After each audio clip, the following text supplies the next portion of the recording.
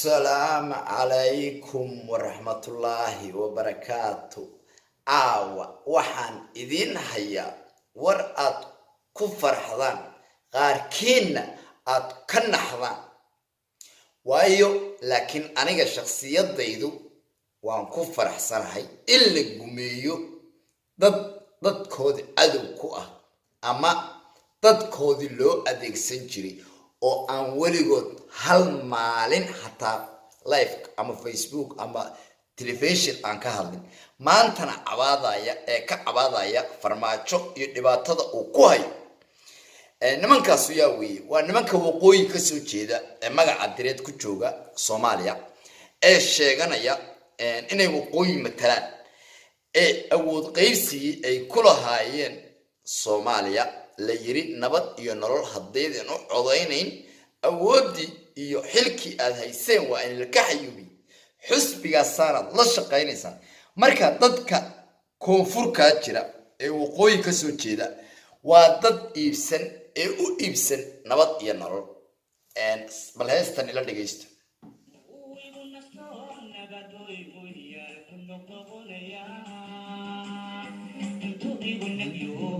naas wax dhalay sidii naas wax dhalay inuujiya marka nimankaasu bal waxaan rabaa inaad clip aan ka soo diyaariyay oo aan iyaga maanta ee hintooda iyo baraha bulshada waxay la marayaan iyo xusbiga nabad iyo nolol hadeedan u shaqeynay xilka waa in la qaadaya iyo waxaan idin sheegayaa nimankaasu waa niman dadkoodi ka shaqaysan jiray si isugu dir lahaayeen Soomaaliland si u dumi lahayd sidii ay reer ugu shaqeynayeen maanta nafsigii reerkooda ay ka galeen iyo dhibaatadii reerkooda ay ka galeen iyo magaca iyo qabiilka ay sheeganayaan waa maanta haysata waatan waxaan rabaa clipkan aan ka soo diyaariyay oo iyagii aan ka soo helay iyaga oo barooranaya inaad ila daawataan share like subscribe YouTube-ka aad si share garaysan gaarsiisan gunta maanta aan ku sheegayo ay waqooyi ka soo shaqeeyay ay magacooda iyo nasabadooda iyo reerkoodaba dumiyay una shaqeeyay reer hebel iyo hebel maantana ka cabaadaya farmaajo gumbaatiin farmaajona waa gun ana hadda idin sheegay sida idin gumeeyay buu u gumaysan yahay abuurantay guddi ay wadato xukuumadda Soomaaliyeed ayaa abuurmay annagu haddii aanu nahay dadkii reer waqooyi waxa ay aanu tala isugu tagno talada aanu isugu tagnana aanu ku soo saarno qaraar aanu u wada dhanna qaraarkii aanu ku ballanay inaanu soo saarno waxa la sameeyay qaar kamida dadka aanu ku wada jiro xildhibaanada iyo golaha wasiirada oo u janjeero xisbiga nabad iyo nolol ayaa waraaqa soo diyaar gareeyay waraaqahay soo diyaar gareeyeen mid laga wada tashaday ma ahayn koobi baanu idin siin doonaa oo arki doontaa waraaqdaas waxay u qoran tahay digreto madaxweynaha iyo ciddii la halmaashay noocaas ayuunbaa odhan kartaa markaan eegay markaan u fiirsaday markaan arkay markaan la tashaday ayaa ku qoran xataa gruubka la leeyahay way ka soo shaqeeyeen waxay ka soo shaqeeyeen maaha waayo waxay odhan leedahay af Soomaaligu waxaanu ka soo shaqeynay waxaanu soo garanay waxaanu soo qabanay waxa caadiyan jira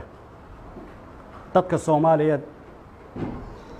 waxay ku mahmaahan ninka ugu ildeer baa dadka ugu ayaan daran waynu ogsoonahay ma moogin dhibaatada dalka ka dhacday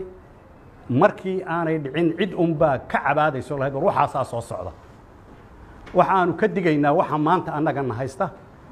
ama meelo fara badan oo dalka haysta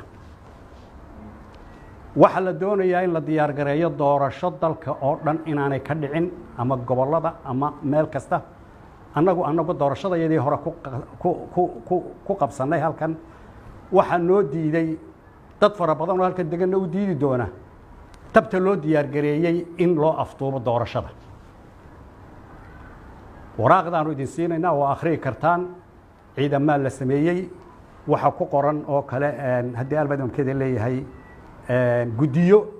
aan ku jirin distoori ahayn cidda magacaabaysa la aqoon awoodooda la aqoon waxaasoo dhan baa ku jira waxaanu markaa ka digaynaa ragga wasiirada ah iyo xildhibaanada nabad iyo nolol ee doonaya inay u afduubaan kuraasida reer waqooyi maxamed cabdilaahi farmaajo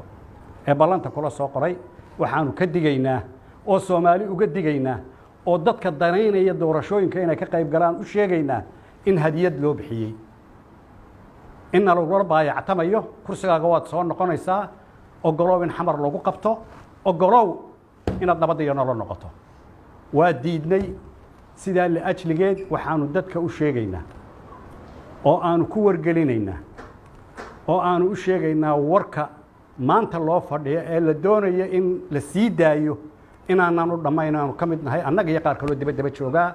ay tahay waraaq la soo yeedhiyey oo madaxtooyada ka soo baxday waanu fadhinay waraaqdii markaanu ka doodnay waxoogay baanu ahayn waxaanu isweydiinay war waraaqdan yaa soo saaray waraaqdan ninka hadlaya noo khudbadaynaya nale markaan arkay mar waa kuma ma cadda waxaanu idhi inaga dhiga halkaasoo waxay idhahaan ku dul shaqeynaa aan ku dul shaqeynaa waxaa noo ballansanaa guddoomiyaha aqalka sare noo sheegay maanta inaanu annagu gaar ahaan u kulmayno berritana guddi aanu la kulmayno qodobkii labaad markaanu marayno ayaa waxa soo galay guddidii wayna la fadhiyayaan baa layidhi xaggee lagu arkay dad la yidhi tala keena oo ciddii ay talada u soo dhiibayaan iyagoo midaysan yaa la dul keeno nalama waxaana dul keenay guddidii waxaanu ku nidhi guddiyaya waxba diyaar nagama aha guddidii iyo kuwii annagu aanu ahayn ayaa wax soo wada saaraya waxaanu leenahay arrinkaa looma dhamma mana jirto waxa meesha fadhiyay waxa niman wasiirra nimankaas dadkoodii shalay dadkooda ka u nibcaayeen ku maagaya Somaliland wax kastana ay dhaxgeliyeen lana dagaalsanaayeen maanta nasabada ay Soomaaliya ku haystaan baan idinka rabaa inaad ii soo sheegtaan inay nasabadu ay ku tahay reerkaagaad ku tahay nasabad libaax laandheere bahal dhalay markaad reerkaaga garabsanaysid ee reerkaaga la hadaftahay laakiin markaad iska orod oo halkaa raasatid saasa lagu bahdilay marka farmaajo maanta kaasa idin bahdilay way maanta kaasa idin bahdilay way ma garad haddaba Somaliland iyo waqooyi waxba kama aysiin mana iman kartaan farmaajona wuxuu ogaaday in ay Somaliland matalin aad baan uga xumaayaan ando idin salaamaya YouTube-ka subscribe sara share sara comment hoos ku soo qora like iska badiya aad baan idin salaamaya